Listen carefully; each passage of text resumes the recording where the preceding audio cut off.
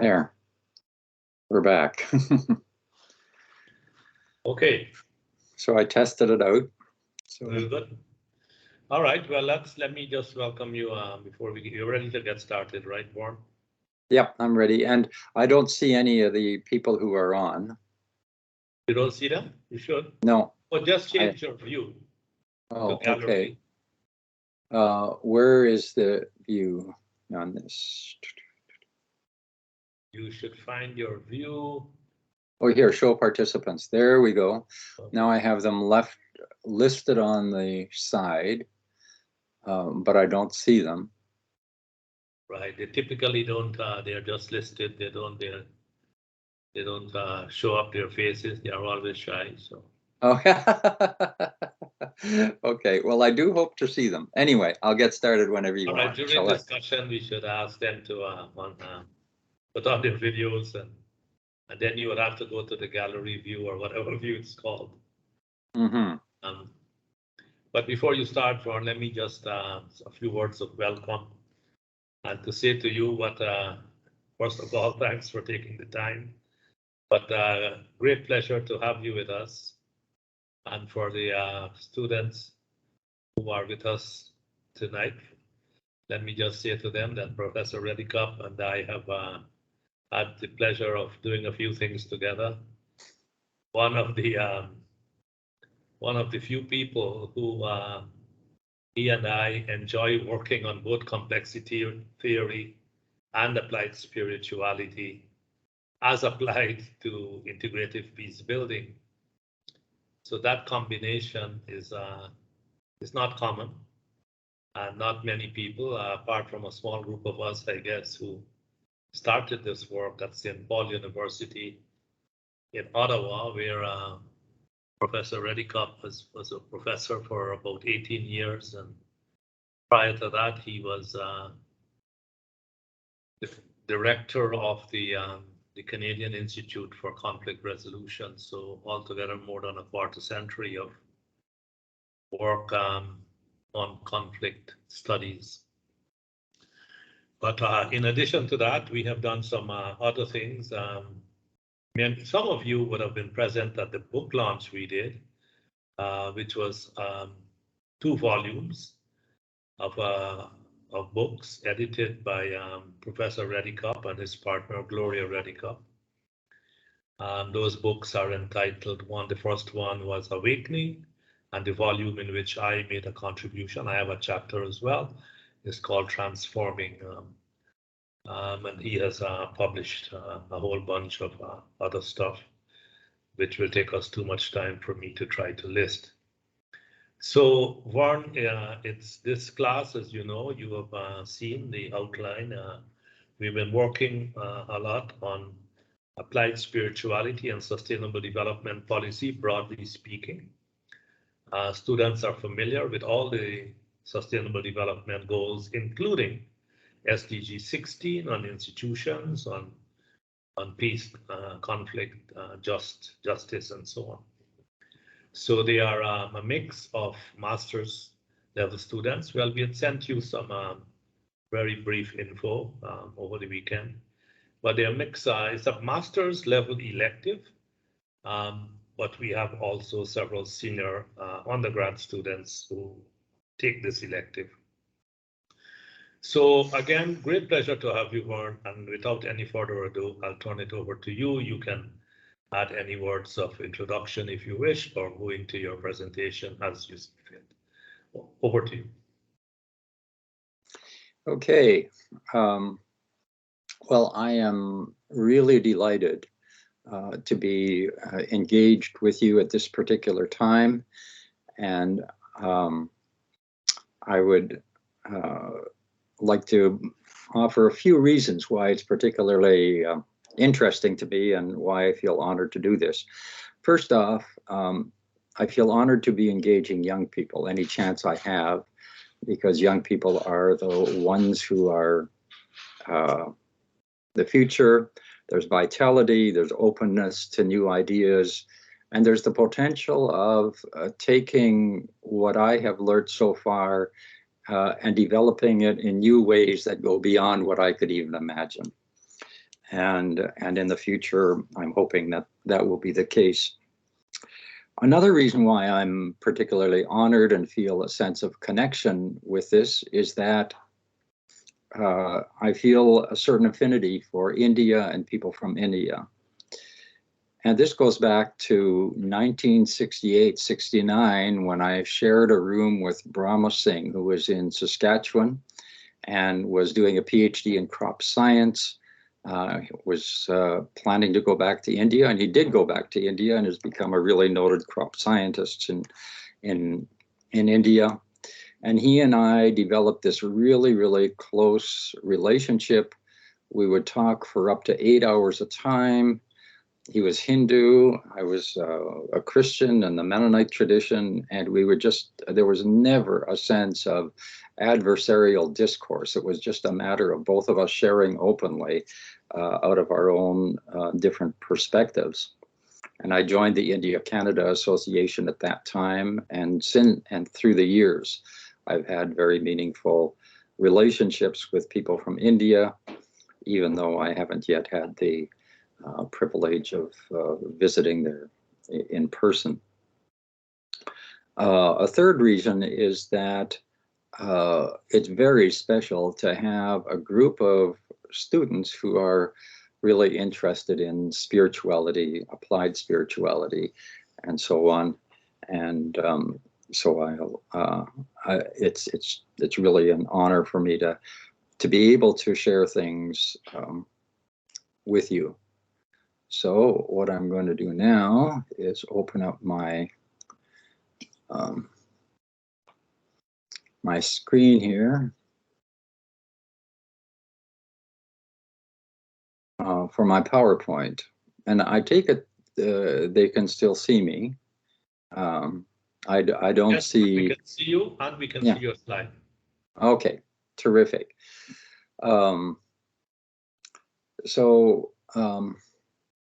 I'll get started. So here's an overview of the topics I want to talk to you about. We want to look at metaphor and the language of spirituality, because we're in a relatively new and groundbreaking phase of academic and activist development when we start thinking about applied spirituality. So we want to talk about how we talk about that and on what basis, because there's a lot of confusion, if you like, about spirituality out there, and we want to get some clarity on how this comes to be. Then we're going to look at field as a complex metaphor, and this is there for two reasons. First of all, it shows how language develops and how the word field has taken on all these different connotations. But also there's a lot about how field has developed as a concept that might help us in building a vocabulary around applied spirituality. So it's going to do double duty in that way. Then we're going to look at the link between spirituality and reconciliation, and we could put in the word substitute for reconciliation, development, or a number of other things that you're concerned about. And I know that many of you are in the area of economics, and some of you are really looking for a new economic paradigm that can go beyond self-interested market system approaches.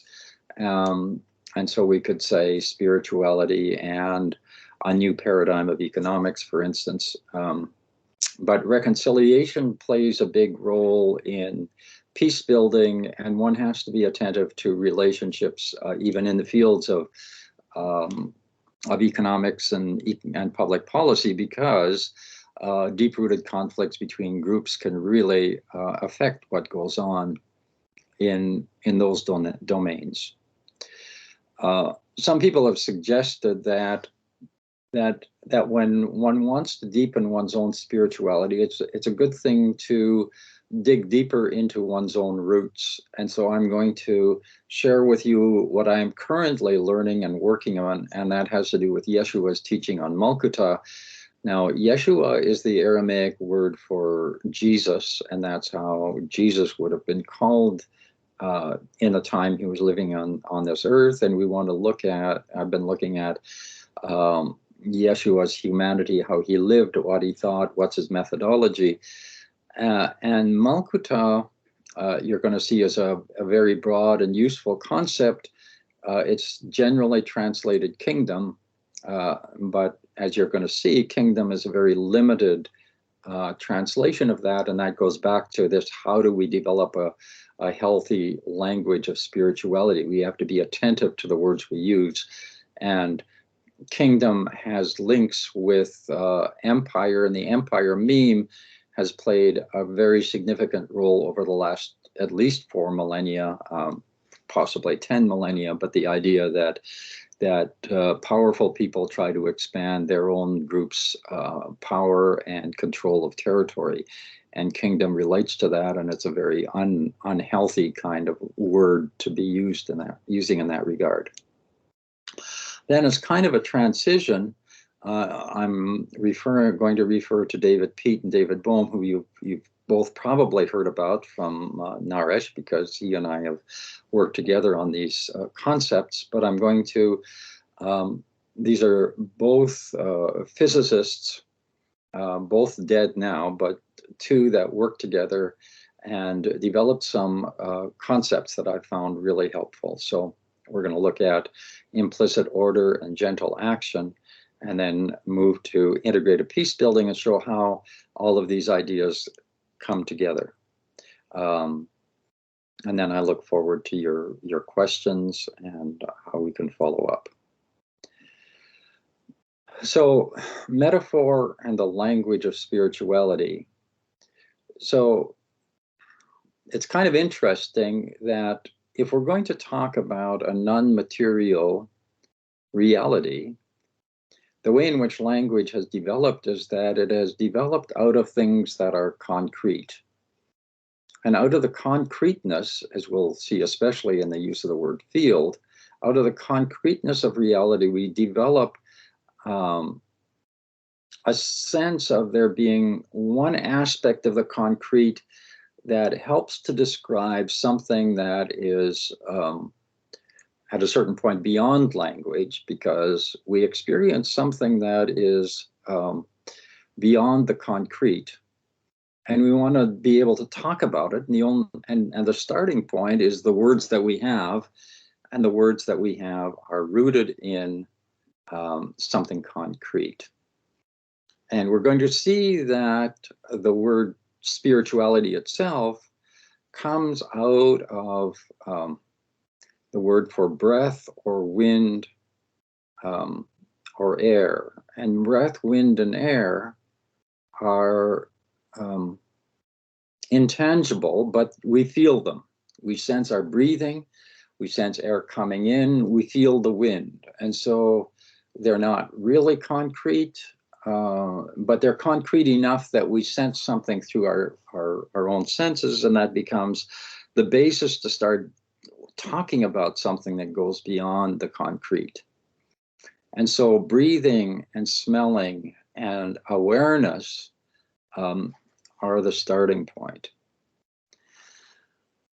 So in the Hebrew language, the word for breath, air, and spirit, if you like, is ruach. And in the first creation story in Genesis 1, you have the ruach blowing, the spirit of God moving, if you like, or the wind blowing. In Greek, it's pneumos, and so the Greek sense of spirit has to do with using the word pneumos. And in Latin, it's spiritus, and there it's obvious. Spirituality comes from spiritus, which is the word for breath, wind, or spirit. Now, what's really interesting in that regard is that if we want to look at the interface of spirituality and spiritual practice, a lot of this has to do with a consciousness of our own breathing in a lot of different traditions. And so you have this interface, if you like, this linguistic discursive interface between the language of spirituality as trying to give us a way of talking about something that goes beyond the concrete, beyond the material, and we'll find out more about what is entailed in that, but also the people that are trying to cultivate an awareness of that very often ask us to pay attention to breathing and to be conscious of breathing and use breathing as a spiritual practice. So we find this in Buddhism, in Hinduism, we find it in Tai Chi and and Chinese-oriented ways of doing things. We find this in the work of Neil Douglas Klotz, whom I'm going to get back to later, but Neil Douglas Klotz wrote some of these books, Prayers of the Cosmos, Blessings of the Cosmos, and The Hidden Gospel. And in these, he's trying to get into the spiritual practice of Jesus. And for him, the idea of breathing as associated with spirituality becomes really important. And he does a lot of body work, body prayers, body chants, things that engage the body, but with a special consciousness of paying attention to breath. Then in a number of different meditation traditions and practices, you have this attention to breath and breathing, and likewise mindfulness, which is very important within Buddhism, but in a lot of practices devoted to healing, growth, and well-being, you have this theme of mindfulness, and mindfulness always harks back to being mindful of your breathing. And we could do that all right now. Just become very conscious of breathing in. What are you taking in? What are you taking into yourself right now? And breathing out. Breathing out is a way of detoxifying, but it's also a way of creating openness for something new to come in. So you can be aware of that as we proceed. Now, we're going to look at the word field as a complex metaphor. And we start out with the very concrete and elemental sense of what is a field. And a field is technically and originally land without trees. And this particular picture comes from land that my father used to farm, and fields that on which I drove a tractor. And my dad used to love walking on these fields, and he made friends with the animals, in this case, antelope, but there were also deer. So a field is a place where life happens, where things grow, but it conveys a sense of openness. So think about how we use that word field and how from the concreteness, each use of it in a metaphorical way has a continuity with that sense of openness, but there is also a value added with each use of field. So we think about oil fields, ice fields, battlefields, but these still are linked to geography, but they now are paying particular attention to other things, specific things that we find on the geography that is open. Then we think about magnetic, electrical, or gravitational fields, and here the idea of openness is there, but we're into something that is three-dimensional, and it's composed of energy, which is intangible, not concrete. In mathematics, there's a whole aspect of mathematics that is field theory, and a field then constitutes a set of elements. And then we think about human activity, and it starts to become more complex and more, there's a sense of fluidity and openness, but we think about the field of politics or the field of religion. And then we can think about how Pierre Bourdieu, a French sociologist, developed the idea of field. So for him, a field is a differentiated social space, such as politics, and it includes people and institutions in different places. So we have this sense of openness and engagement of different things. It involves a network of interconnections. So it's an open space, but things are linked.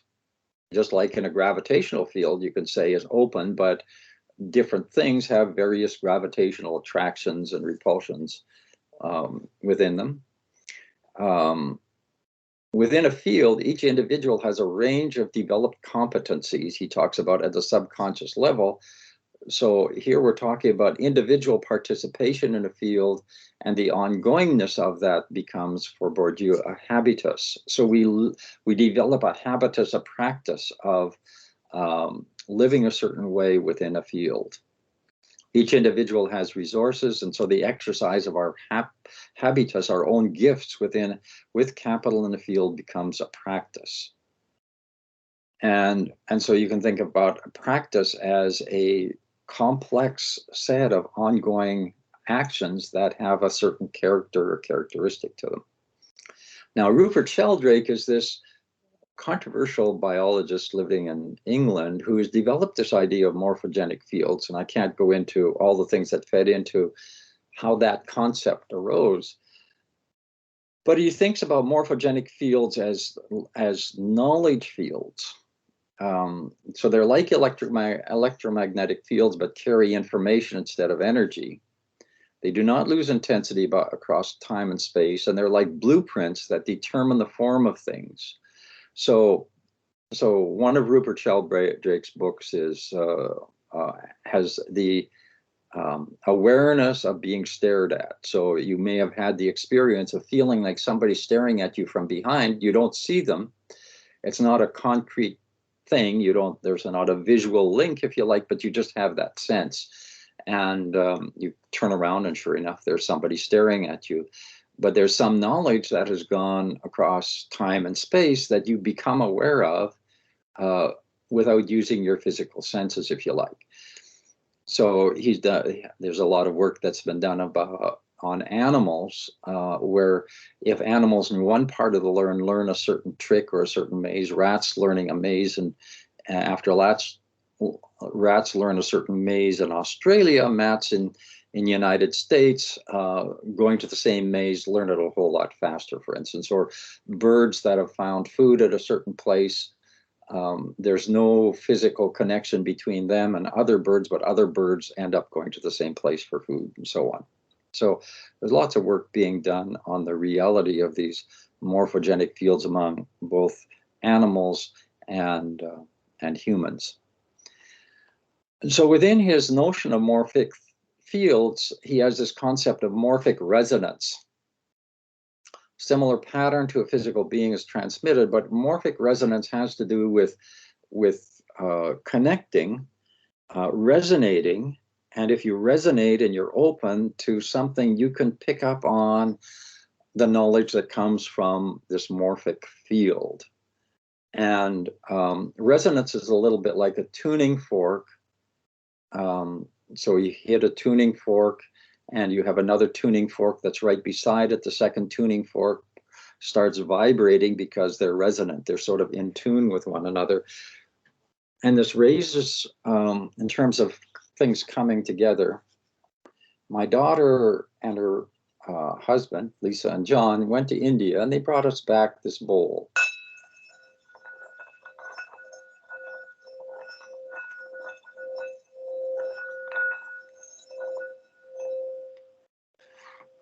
And it produces a tone, and if you resonate with that tone, your resonance with the tone, in a sense, can enhance some of your own personal awareness. It has writing, and I presume Hindi or Sanskrit on it, and so it's a concrete link with you folks in India because it comes from there, and it's something that we use regularly ourselves. But through morphogenic fields, you can say human consciousness is shared. And within a morphogenic field, there's a collective memory. And and it's shared among members who have morphic resonance, in other words, people who can contribute to that particular field because they resonate with it. Conserves habits and culture, but it does not account for creativity. It counts for what has happened so far. But those who indwelling particular morphic fields are highly mimetic, and mimetic is imitative in relation to each other, so they can pick up on and replicate, if you like, or replicate and build on, or empathetically, mimetically, join in the emotional link to one another. Now, building on all that, I came up with the idea of mimetic fields that are imitative in that people are always sort of building on one another in this imitative way. And my knowledge of mimetic theory comes from a French thinker named René Girard, who developed the idea of mimetic desire. You imitate the desires of other people, and there's a whole theory of culture then that flows from his theory. I've taken it in the direction of saying there can be certain fields that can permeate a culture or a society that have an orientation and a set of attitudes and actions associated with them. So initially I thought of mimetic fields of violence, mimetic structures of violence, first of all, and then how violence can overtake a population,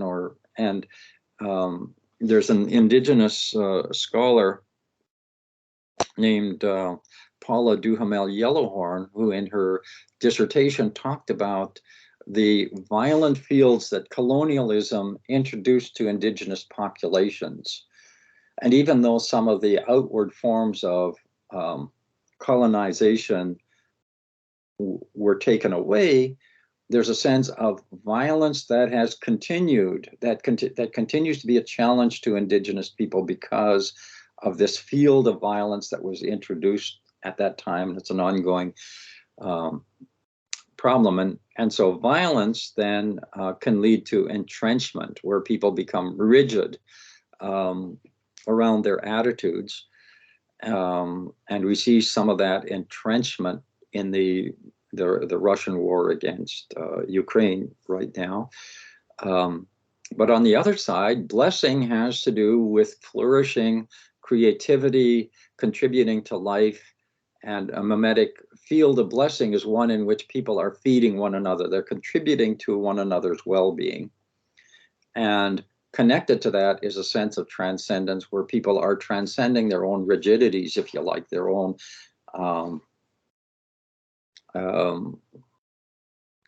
their own cultures, their own identity tents. They're expanding their sense of those with whom they're connecting. Now, if we think about spirituality and reconciliation, you can see here two people from South Africa that played a huge role in the transition from the violent structures and the violent field, if you like, of apartheid, and transitioning into something much more life-affirming. And they represent two aspects of spirituality, if you like. Desmond Tutu is somebody who is within the Christian faith. He's an archbishop. You can see he's wearing a cross, and his purple shirt goes along with him being archbishop. So he's somebody visibly part of an institution that is devoted to spirituality. His own spirituality goes far greater than institutional platitudes. I mean, he went with his whole heart into the Truth and Reconciliation Commission, but he did that as somebody who's visibly connected with an institution that would value spirituality. Nelson Mandela is not out there visibly pushing a spirituality or a spiritual tradition, but you can see in his actions that he had to have a profound spirituality because of how he forgave his captors, because of how he put the needs of the country above himself, about how he reached out to the Afrikaners, how he went to a rugby game symbolically gesturing his support of Afrikaner culture in the wake of the white South African oppression of him personally and of his people. So there's spirituality there, but you can't get at it directly because he doesn't talk a lot about it. But you get to it indirectly by observing his actions and the fruit of those actions. Now, when I think about reconciliation, this profound change between people who have been hating one another, killing one another, harming one another, engaged in severe violence, and all of a sudden the walls between them come down and they develop a deep connection. And you can see, if you see the black part on the left, there are certain prerequisites, which include a vision for reconciliation, if you like, and include things like food, because it's hard to work towards reconciliation on an empty stomach. There are discursive and symbolic processes that are involved, and some of these can be one-time things, some can be an ongoing kind of process, like the Truth and Reconciliation Commission. It could be an ongoing practice, if you like, of consciously trying to reach out to one another, and we can see the result areas of reconciliation. If there really is reconciliation, there is a sense of justice. People think that there's something fair that has emerged out of it. There are new relationships. There's a change of structures. It changes how we do things, how we relate to one another, and how we talk about and to one another. There is healing, both physical healing and emotional healing, and dealing with trauma. And there's a sense of transcendence.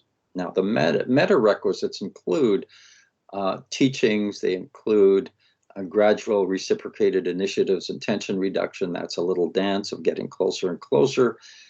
But you could say they include teachings that help you proceed, that include values, that value what goes into reconciliation. And you could say spirituality can be thought of as a meta requisite. And so how do we think about that? So I'm going to take you into a text from the Hebrew Bible, the Old Testament. So this is a text that is basic to both Judaism and Christianity. And it's from the second creation story. And I use this as a metaphor to show how spirituality could plug into reconciliation, but also sustainable development, any other things that you where you want to apply it. So here's the text. A stream would rise from the earth and water the whole face of the Adamah. Now, Adamah is the Hebrew word for ground. Ground, the substance of the earth, the place where things grow. And you see that it's made up of Adam, which is the word used for humankind, for all of humanity is Adam. And Adam is further based on dam, which is the word for blood. So in our humanity, we're based on the flow, the fluid flow, and our humanity is tied to Adamah, to the ground. We come out of the ground, and Adamah is the female form of the word Adam. The word Adam includes both male and female, but the verb form is masculine. So we have these things. So here we have the Adamah. Then Adamah, God, I won't go into the names of God right now, but formed Adam from the dust of the ground. So here's this form that is physical. It's the ground that has been pushed together that looks like a human being. And it's the concreteness of reality, the materiality of humanity is there, but is not yet a human being. It's only the physical part of the human being. And then here's the word breath. And breathed into the nostrils of this concrete thing, the breath of life. This would be the ruach. You could also say the spirit of life. And the Adam, And this is a play on words because the first human being is called Adam, but it's also humanity. And the Adam became a nefesh hayim, a living being. And this phrase nefesh hayim is also applied in Hebrew to animals, but there are other living beings. And so life came into the Adam. And so we can think about spirituality as this breath that is breathed into something concrete, and it changes the very character of it. So we can say spirituality, before we even know what spirituality is, we could say spirituality is that which makes reconciliation come alive or empowers spirituality. We can have all the elements of that I listed before of reconciliation. They could all be there, but reconciliation wouldn't necessarily happen. It takes something to animate it and make it come alive. And so as you're thinking about economics and a new economic era, or you're thinking about sustainable development, you can say, what is the value added of this something else, which we'll call spirituality right now? But what is the value added of this intangible resource that is going to have a transformative effect? And once we can identify that, then we can say, how can we cultivate our knowledge of what that is? And how can we then try to replicate the coming aliveness of certain things? And is there a way of having an evaluative approach like Naresh's complexity-based evaluation, developmental evaluation, where we can actually start talking about and identifying this when we see it in the same way as we can look at Nelson Mandela and say, there is something special about this person because of the kinds of things that they did.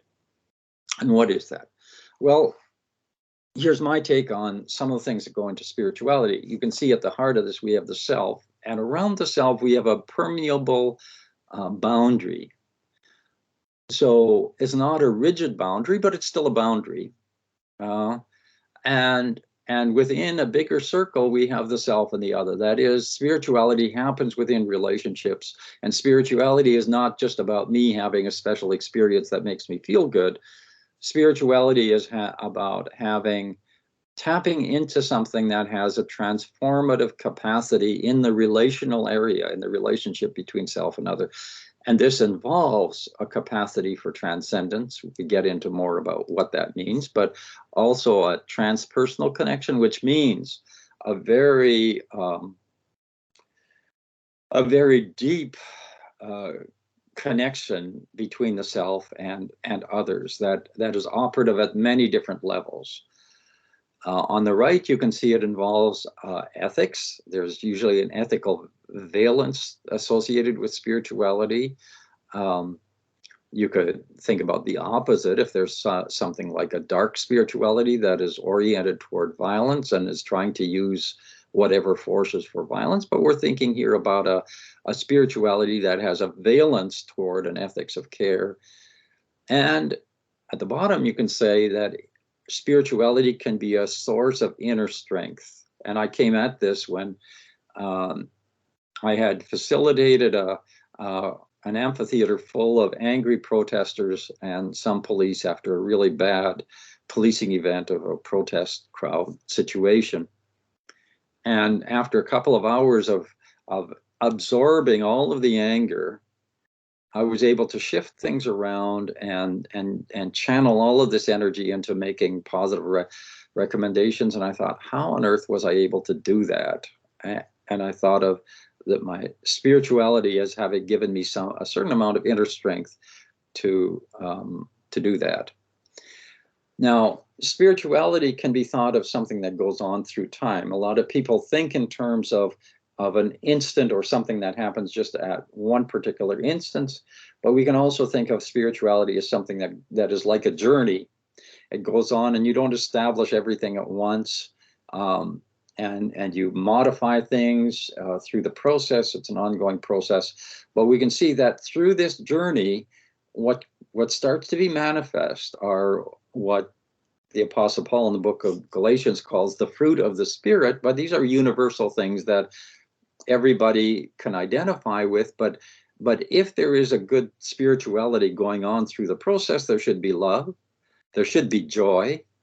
And Desmond Tutu and the Dalai Lama have this wonderful book, I have it on my shelf behind me, called The Book of Joy. And they explore the whole aspect of joy. And there should be a peace, both positive peace, being able to do something and have good relations, and negative peace in that there isn't fighting.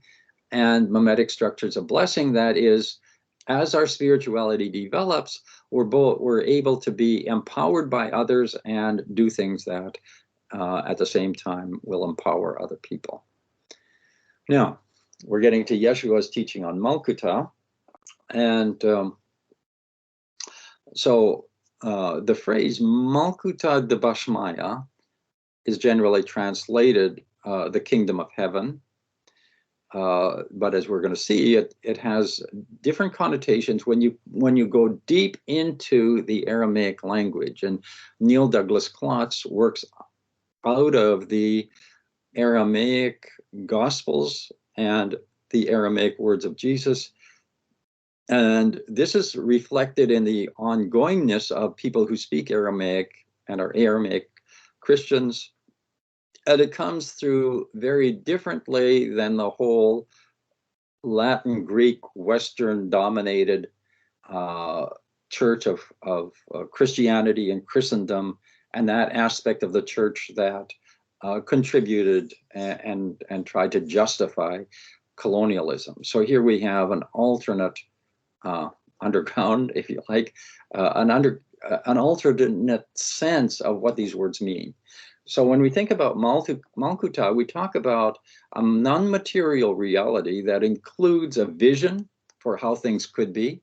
It includes empowerment, and Neil Douglas Klotz often talks about I can. You find your I can, the sense of you can do something. And it has this an ethics of care associated with it. And so the Malkuta Dashmaya, when you talk things about Bashmaya, it's not heaven up there, or heaven as a place, or even heaven as the place where you go to when you die, so much as something that is waves of energy. It's at the heart of creativity. It's the beginning of creativity. It's the vibration that starts producing things, and it provides a link with the cosmos, so that the Malkuta Bashmaya, as you participate and enter into it, you feel this profound link with everything around, and this profound sense of valuing all of the created order. And so spirituality then can be seen as the embodiment of the Malkuta, that is, making this Malkuta manifest and evident through the living of it. So in the Yeshua prayer, as Neil Douglas Klotz talks about it in here, we have what is traditionally thought of as the phrase, thy will be done on earth as it is in heaven. Instead of will, you can think about, may the desire and vision of the Malkuta find expression on earth in the same way as it does in Bashmaya. So in this invisible reality, if you like, this non-material reality, there are these certain values and forces and energy. And in the Yeshua prayer, there is this sense of, can that be manifest on this earth through an embodiment of it that will make it real? So there's a desire for Malkuta to infuse the earth and the biosphere and humankind. So that's the vision. Now let's go to David Peat and David Bohm and their ideas. So there's a sense of gentle action. Sometimes there's a phrase wu wei in Chinese that is translated non-action, but really it's a small action that is rooted in a complete sense of presence and identification and beingness with where the emphasis is not on on some strong, overt controlling action, but rather allowing for the emergence of something to happen that can be very small at the beginning, but because of where it comes from and the timeliness, can start having enormous ripple effects. So there's a creative suspension, if you like, of saying, I'm not going to quite accept how things are and have to be, an awareness of everything that's happening, and a bifurcation point is a point of change, where something has to give, something is initiated that starts a whole new trajectory. So in that case, it's very strategic, and it has cascading positive effects, and it can be sustained, and it's always adaptive. And here I'm going to go back to Naresh, who I see on my screen sitting and listening. But as Naresh and I worked on this concept of gentle action, what really stuck with me, and it's a really profound example, is of how, when he was looking at the issue of poverty, he came up with an assets-based approach to addressing poverty, which he framed as gentle action, and I can affirm it as gentle action. So instead of looking at poverty as people being without and people needing other people and being needy and poor, you start with saying, what assets do people living in poverty have already? And just looking at them with this whole new vision starts saying, you start taking action to say, how can we build on and empower and validate the assets that they already have? It's transformative. Just that simple little step of reframing existence as it is for people living in poverty. Now, David Peat and David Bohm developed this concept of implicit order. So the implicit order is something that is intangible. It's there. It's part of the universe. And there's an orderliness to what is there. So when we move into trying to tap into the implicit order, which is discoverable, we can figure out different aspects of it. But when we do that, we move from a fragmented approach to an integrative approach. And they talk about academic fragmentation, where all the different disciplines have these boundaries around them, and they're sort of in silos, and they pick up on only one aspect of what all is happening. And when you move to an integrative approach, we start to think of all of this being interconnected. Each discipline, if you like, or each approach has something to contribute, but they don't have the whole piece of of reality. But as we start putting all of the pieces together, we start to get this profound sense of what all is really happening. So we're looking at underlying connections, and it's a little bit like when I was doing my work on my book, From Violence to Blessing. I did this work in these different theoretical areas, mimetic theory, hegemonic theory, which is a theory of domination, and human identity needs. And as I thought about it, I thought I was drilling holes at different places that were identified by the name given to the theoretical perspective. But I found underneath there was this aquifer, this hidden river underneath the surface. And I was tapping into the same aquifer, that these were in a profound way connected with one another. So out of that, you get a sense of wholeness. The wholeness contributes, an awareness of the wholeness contributes to how you see things.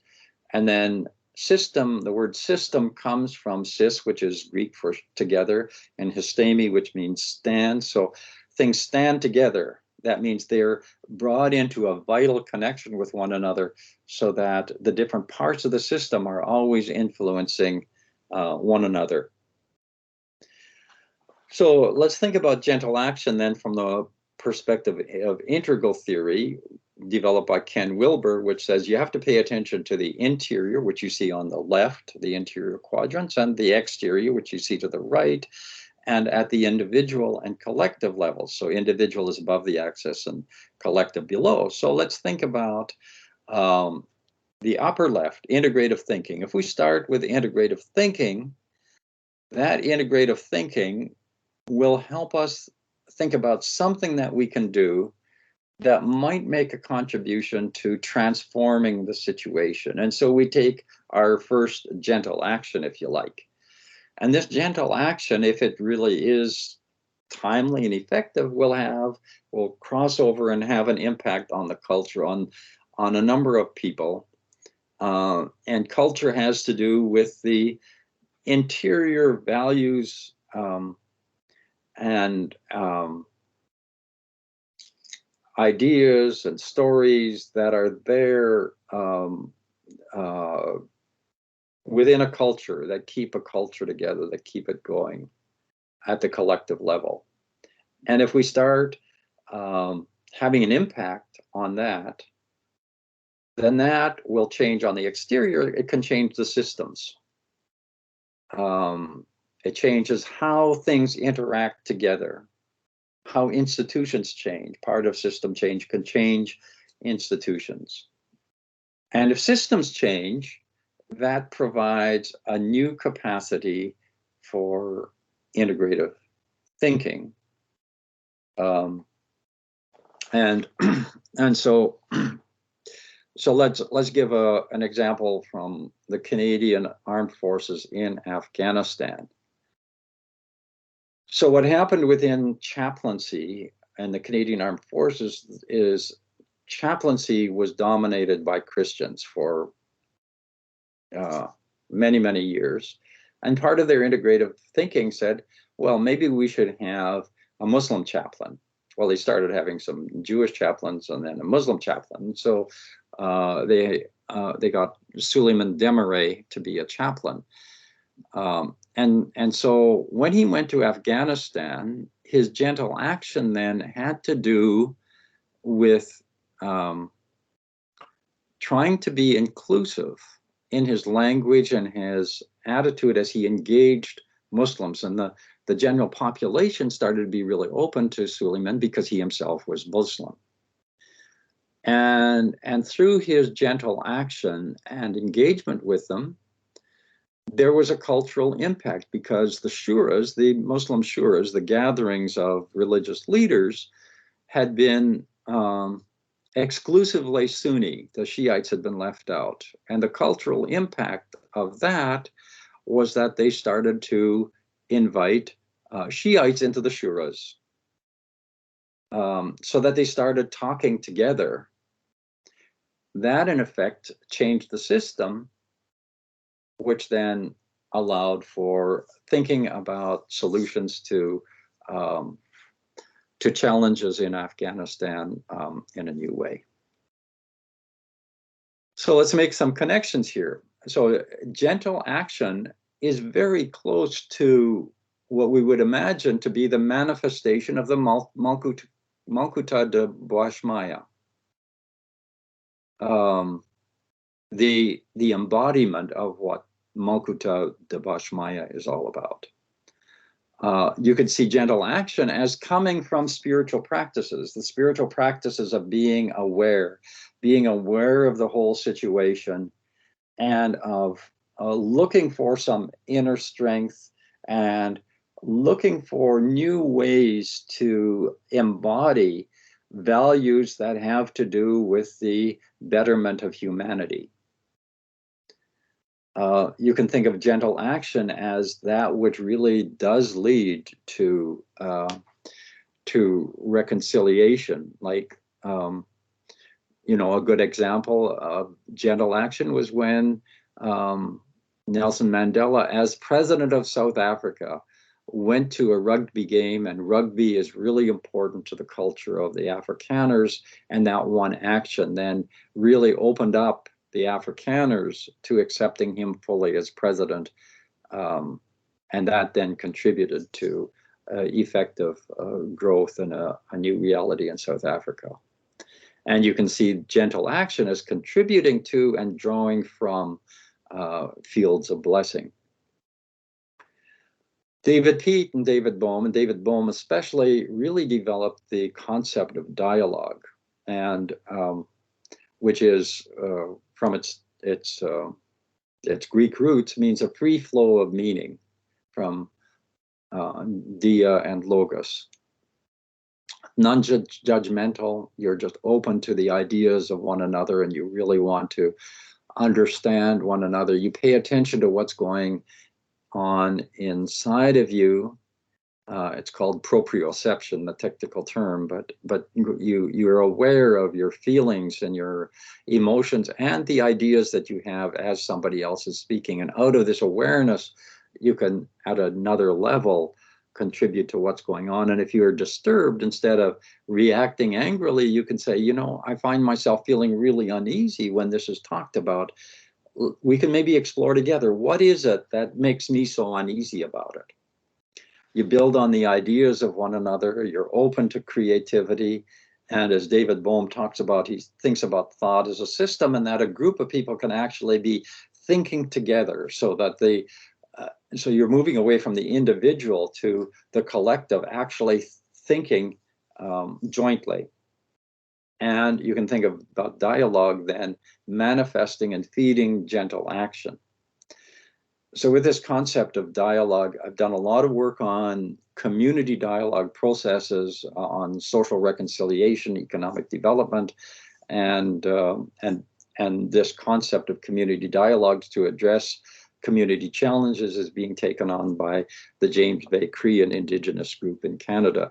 So there are ways of doing this, and I have a paper on generative dialogue I'd be happy to share on you. It's a bit of a aside from what we've been going through now. So let's think about integrative peace building now and see how integrative peace building can be looked at as something that incorporates applied spirituality. So the challenge comes from Peter Harder, a former deputy minister of Foreign Affairs in Canada. He had a career in foreign affairs and represented the Canadian government at many international settings. And right after he retired, I talked with him, and he said, a major challenge is to get people out of their silos, truly working together to enhance each other's goals. So let's think about the idea of silos, and we can think about silos in many different aspects. But I'm only taking the idea of worldview silos, like people can congregate just with people who share their worldview. And so it's people who have the same values and norms, and the same way of seeing and interpreting reality. They have the same tacit knowledge base, and tacit is knowledge that we haven't put into words or we're not consciously acknowledging, but it's a knowledge base that comes from people having had the same experience, the same background, same education, and it then becomes infused with a tribal culture, which includes stereotypes of others and privileging one's own tribal group, if you like. And then there are stereotypes of us versus them, and this occurs between and among organizations all the time. And then there are language-based silos, and these language-based silos can be based on specific languages, whether they be Hindi and Urdu, or French and English, or Inuit and or Cree. But people are comfortable with people who speak the same actual language, but they can also be language-based in that there's a way of using language within different disciplines, for instance, or a way in which of using language at different ends of a hegemonic structure. So in a hegemonic structure, you have the dominant and you have the subjected people. And they're kept into their own place. And language is used to keep people in these hegemonic silos, where the big ones, if you look at the picture, really take precedence over the little ones. So here's the proposition. Applied or embodied spirituality is the key to making integrative peace building come alive, in the same way as I suggested before, that spirituality makes reconciliation come alive. So as I was working with Naresh on integrative peace building, coming out of the challenge of Peter Harder, I came across this book by Roger Martin, a business professor at the University of Toronto, and the name of the book is Oppositional Thinking. So here he describes people who do integrative thinking.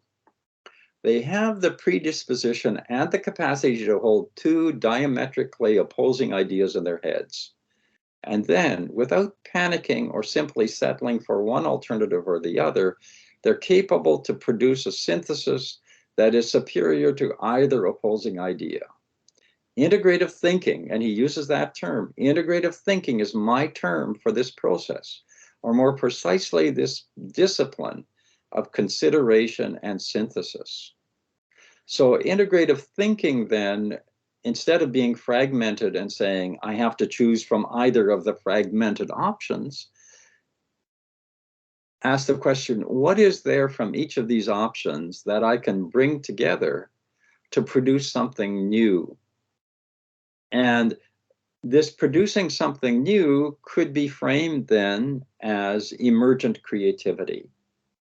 That is, within your mind and how you think about it, you allow for the emergence of something brand new. And Naresh has lots to contribute on the concept of emergent creativity. So then we can say integrative thinking values complexity, it's paradoxical, and as you move toward complexity, you can live with paradoxes. And so in my own case, for instance, I come from a Mennonite tradition, which has been pacifist, and it used to really give me the willies to just drive by a military base. And part of my calling has been to be really engaged with the Canadian Armed Forces. And so I just live with that paradox. When I was asked to address a group of newly appointed brigadier generals, I just said, I'm a Mennonite pacifist who loves soldiers and sailors, and went on from there. So we have to sort of become comfortable with things that don't necessarily fit together. If I was a rigid pacifist, I would say, I don't even want to have anything to do with the military. But I've been brought into getting over my own rigidities, if you like, and into that space. It's creative, it sees interconnections, and it's open to spiritual realities or values, if you like, these intangible values which can be transformative. This then contributes to an integrative orientation, and an orientation is a profound set of values that shows how you're oriented toward the other. So your whole orientation can be integrative, which means that you're trying to find ways of bringing other people into it, versus fragmentation, which is all about making boundaries and excluding people or excluding other positions and so on. This integrative orientation then is welcoming others and even unlikely others who might be there. It values inter-silo connections, and there is an embrace of the other. And this idea of embrace is really developed by Miroslav Volf in his book Exclusion or Embrace. But this idea of really having this profound sense of openness to the other. Integrative action then includes communicative action, and communicative action can take the words, take the form of words, but also symbols. And I mentioned Nelson Mandela's going to the rugby game. Well, that was a communicative action, but in small ways, there can be gestures of conciliation, where you show yourself somewhat open to something new, where you it's perhaps a little gift or something that validates the other in some way, but it's the beginning of showing that there might be a potential for working together. Some organizing actions, the very way in certain events are organized, can be integrative. Sometimes it takes the form of a creative or conceptual action, the action of reframing a given situation, as Naresh did when he reframed poverty and addressing poverty as an assets-based approach. And sometimes the actions have a paradox to them, because sometimes there's individual initiative that becomes really important and becomes highly transformative versus the need for collective engagement. So a person who individually is always just doing everything and it's about that person, in the long run, that's not really integrative. However, there are instances in which somebody has a vision and can do something out of their own individual vision that is transformative. And then you say, we need to have collective engagement. It's important to work toward consensus and so on, and build relationships and build coalitions and so on. And so paradoxically, both of these are needed at different times. And I came to this as I worked on the autobiography of my father. There were times when my father took bold individual action, but then he followed it up with taking that action to a group from his community and getting their buy-in and making it into something that was collective. And so I saw both sides of that paradox visible in my father's life. So integrative action is not only action on its own, but it should be an action that inspires and empowers others. And this attention to action is comes from Paul Ricoeur, who says one of the most precious things about who we are is that as human beings, we can imagine something and we can do something. And this capacity for taking action and taking creative action is very fragile. If people are put down enough, and this is what happened in colonialism, the colonial powers put down local populations, suppressed their action, and took away from their capacity for action. So what we need is the opposite of colonialism. We need to have approaches that will empower people to imagine something themselves and take constructive action. And then the results then are new relationships, healing, structural change, sense of justice, and people taking initiative who might not otherwise have done so. So integrative peace building then combines an integrative orientation with integrative thinking and integrative practices, and you have an integrative paradigm, a whole way of looking at how you do things, which is always asking who else should be here, who else should be involved. So specifically related to peace building, you can say, well, in our context here in Ottawa, as we've been approaching this, well, we started with, I was working in conflict studies, so conflict, peace, and development studies, where people are thinking about all these things, and can we bring others into the conversation. And then I got involved with people from the military and military chaplaincy and the Directorate of Land Concepts and Design, which is a military think tank. And they became really interested in integrative peace building. And we had a generative dialogue that started with people that came out of this think tank and the top experts in the Canadian forces around a comprehensive approach. And then we invited people from the NGO side of things, civil society, religious bodies, religious leaders, and so on, to come into the conversation. And then it became really important to have people who were from conflict-affected states and communities. So it's not integrative peace building done onto somebody, but done with people that includes their voices. And then this brings us back to government and global affairs and the whole of government, where the Global Affairs Department is into a whole of government approach, but we're looking at something beyond whole of government.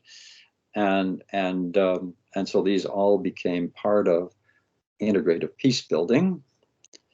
And so let's get started. Let's all breathe. Open ourselves to some new possibilities. And then as we come up with some ideas, we can share them with a few like-minded people. And then together we might expand and have a generative dialogue and get people who are not necessarily like-minded, but get them into dialogue with us around, can we come up with something even better? And then out of that, we might say, well, let's start taking action. And in the community dialogues, which are supposed to go on for 3 days, they end up with an action plan and people volunteering to different action groups. And then we can breathe and reflect what's going on here, what's really happening here. And out of our sense of what's really happening here, we can say, what more can we do? And we build on the initial action with another dialogue and more actions, and it just grows from there.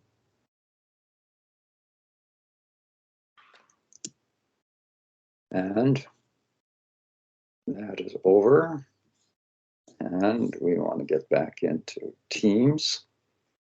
And there I see Naresh. And we're... Thank you so much. Go to these 3 little dots. Okay, go to the 3 dots. Okay. Press on that and you will see some options. In one will say gallery. When you press on it, you see a long list of options, right? Yeah, there we go. And so I see lots of initials there, but I don't see any. Now they can put on their videos if they wish. So if anybody wants to respond, you can turn on your video and ask a question or make a comment. Exactly. So there is some Malata. Yes, sir. So, sir, I have a question. I want to know, I have 2 questions actually with regard to spirituality and the peace process. First is effect of COVID on spirituality. I mean, has COVID made the world or the countries move towards spirituality in terms of emphasizing on their mental well-being and spiritual care, and countries more integrated?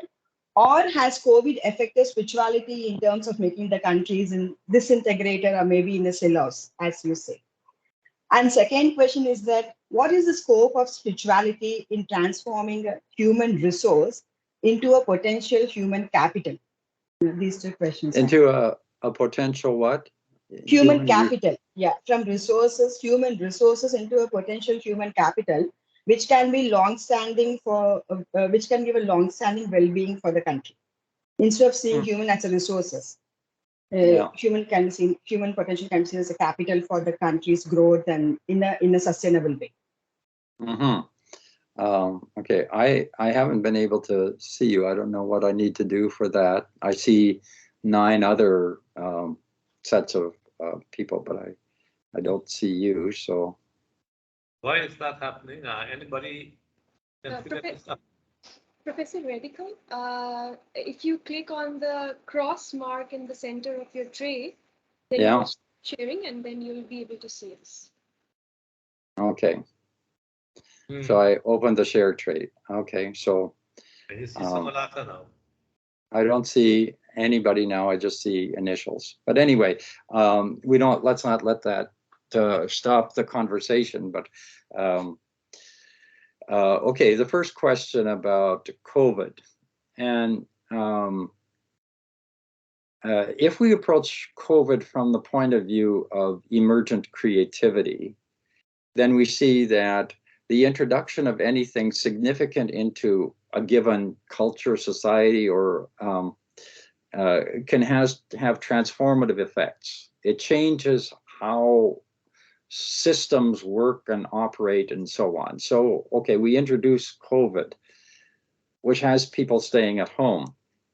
So we can say with every new thing and every new thing that then emerges, so coming out of COVID, what has emerged has been people working at home a lot of time, and an enhanced use of technology and a capacity for even using things like meetings and Zoom. And so with every new thing that happens, there are all these adjacent possibles. So the adjacent possibles are now that we are so much more readily using these technologies, and the very fact that I'm engaging with you on meetings, this probably would not have happened were it not for COVID, because Naresh would have gone there and he would have been giving in-person classes, and classes would not have been using this kind of technology. But now that they have, it means that I have the blessing of engaging with you. And we can start to think about all sorts of things like that that have allowed for new types of connectivity globally that wouldn't have been there before. But there are adjacent possibles that are not necessarily life-giving, as in the mental health problems that have accompanied people being in isolation, or the tragic situation where somebody has died alone of COVID and in a hospital and their families haven't been able to be close to them. So you can say there are adjacent possibles that are that we experience negatively as a result of COVID, and then that raises the question: how can some of these negative things be mitigated? And that allows for a new source of creativity, if you like. In our case, my father has been in the process of dying since February 9th, when he fell and fractured his hip and needed surgery. And I made 3 trips to Manitoba. And on the second trip, I overlapped with my sister and her husband. And so my father's real wish, and here he was, he couldn't lift himself up. He couldn't really move. He couldn't do very much. He was he had been going downhill in his health considerably. But the creative thing that the hospital did is they put him on a very comfortable reclining wheelchair. And the rule said that 4 people couldn't be in his hotel room. So what they did is they wheeled him outside so that Wes and Jenny and Gloria and I could be with him. We could sing some songs with him. And he was just overjoyed. And so this is a way of getting over the rigidity of the policy of only 2 people in the room and allowing Dad to have his vision of being with the 4 of us together. But it serves as a metaphor for how do you mitigate the negative circumstances.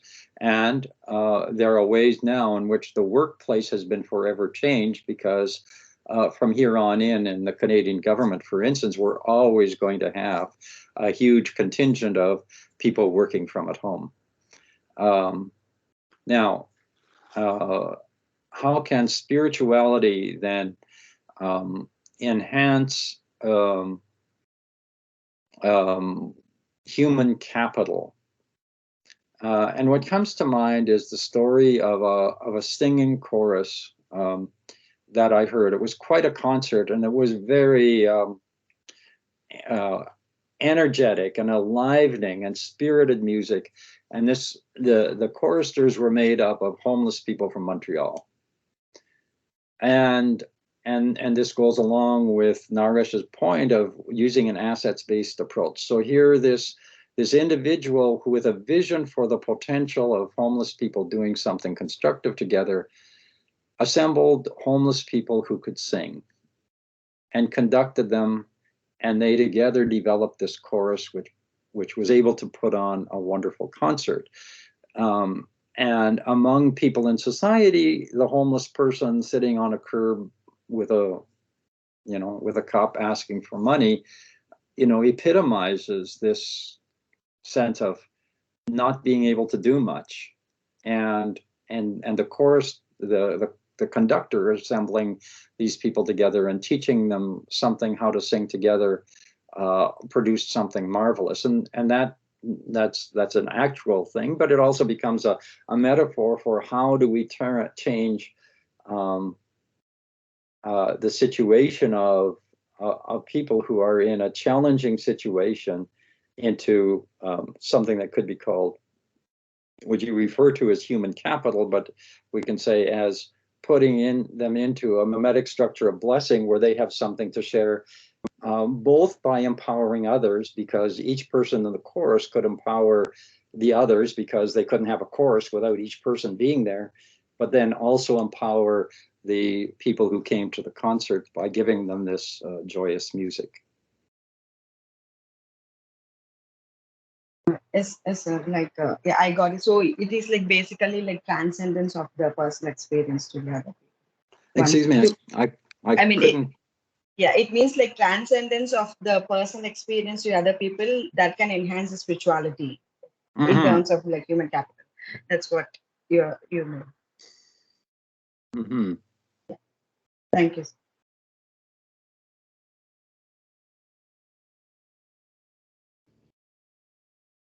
Excellent. That was a great interaction there, Vern. Wonderful. We have any other questions? Well, just unmute, put on your video or not as you like, and go ahead.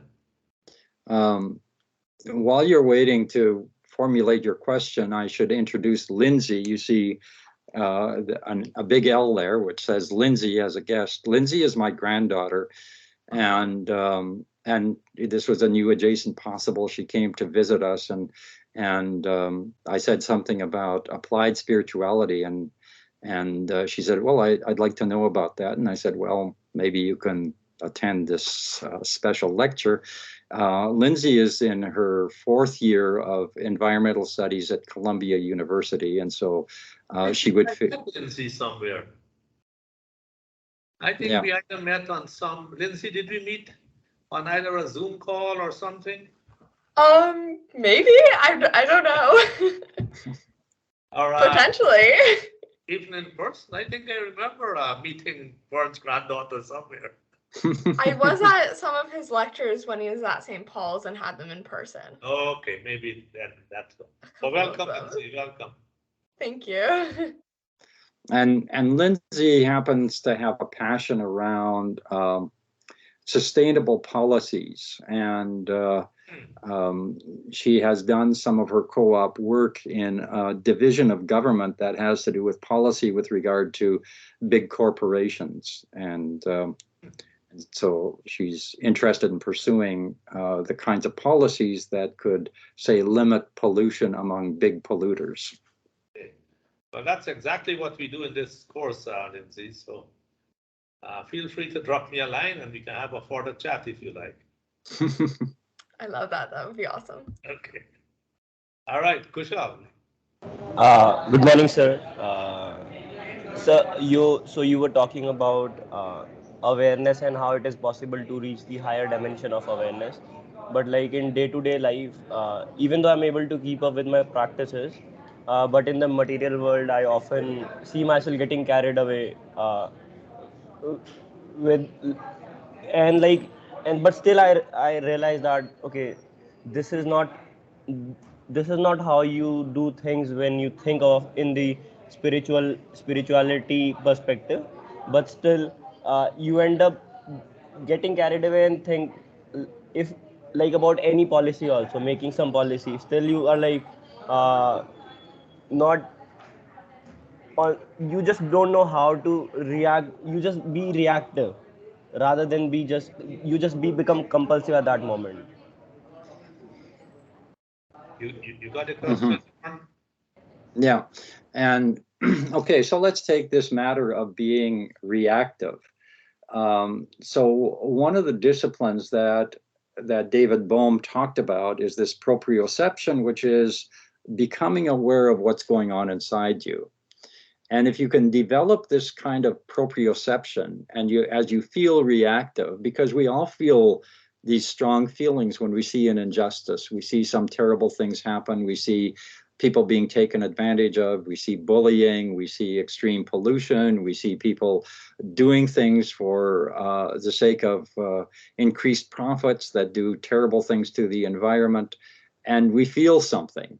And the feelings that we have, if we frame this as a gift, because it's signaling to us that something is not right about the situation. And out of that, we often tend to lash out. We say strong things. We say this is terrible. But if we learn this proprioception and take a step of, the image is one of getting onto the balcony, if you like, which is one that our mutual friend Naresh's and my mutual friend Richard McGuigan talks about. Get on the balcony, if you like, and look at yourself objectively and say, okay, as I look at myself, I see myself being really upset about this, about X, whatever X is that's getting us to be reactive. And then you start asking the question, what does that energy, where could that energy lead, and how could it be challenged into doing something? And can I be challenged that into a passion to do my homework on something? Because a lot of times change, especially policy change, can't happen unless you really do your homework and you really think things through. And that's a longer term kind of thing, but it can prompt you to do your homework. What happened to me in 1984, I heard a lecture about how food was used as a weapon in Ethiopia, and thousands of people were dying because food was being deliberately withheld, and something in me just went, there's something so terrible about that. And so I determined, if I ever get the chance, I want to do my homework on it, and that involved doing a whole doctoral dissertation on deep-rooted conflict, identity-based conflict, but I wanted to figure out how and why people could do that. So if you can take that passion, and if you think about Gandhi in India, who sometimes described himself as the one of the angriest people on earth, but he learned how to channel that anger into nonviolent action. So it's a great example of doing exactly that. But at every moment, wherever you are, if you start doing this, you can start a new trajectory, if you like, within your own circumstance. And sometimes that new trajectory involves a long-term commitment to work on something. I get it, sir, but like sometimes when I'm like, I know that this is not the realized path, and I want to find who is the real I, but still the material world still sometimes fascinates. Like, and I think that okay, I can figure out the I later, and why not enjoy this moment now? Yeah, and even when you say material world, the material world has different layers of reality to it. So if you look at a sunset, there is you can say, oh, I'm aware the Earth is rotating on its axis, and because it's rotating on its axis, all of a sudden we won't be able to see the sun anymore. And so what's happening materially is the rotation of the world is taking the sun out of sight. So you can look at it that way in terms of physics, but you can also look at as one of the most beautiful things that you can perceive. So that same phenomenon can be seen as something beautiful or can be described in terms of physics. There are these different layers to everything that is physical. And beauty is something that's intangible. It's like spirituality in that sense, because it's not limited to the materiality, even though it's something material that we perceive in a certain way. Right. I think, okay, so Vern, thanks Kushal for those questions. I think we have come to the end of our session. That was the time allotted. But let me thank Lindsay for staying with us all the way. And maybe you kept Grandpa's energy up because he was completely energetic and lucid to the very end of it. And, in your last slide, Vern, when you said, let's get started, I saw the fun on that, which was the end of your presentation. I really loved it. Thanks very much for that action slide when you said, let's get started and brought your presentation. And if I could, this was a real treat.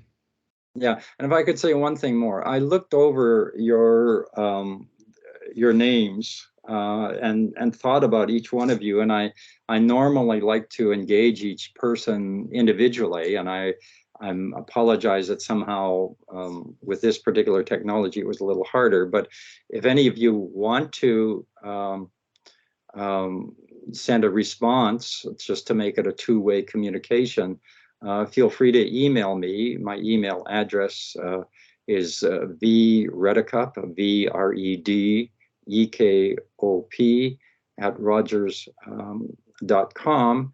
And I notice a lot of you are in economics. At one point, I had this. I made this presentation at a lot of different places on the east seaboard of the United States on